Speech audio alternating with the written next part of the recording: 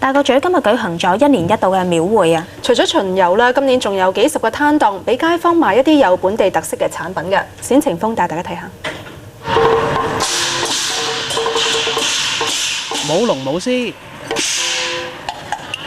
打鑼打鼓、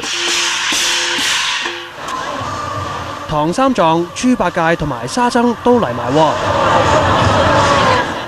呢一個大型嘅特色巡遊為廟會揭開序幕。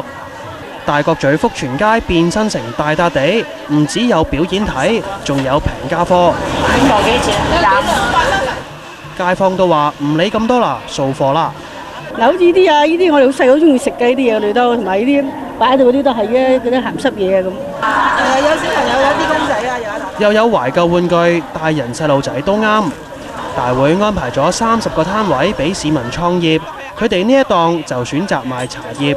其實主要都唔係做生意嘅，想介紹啲人俾人認識茶咯。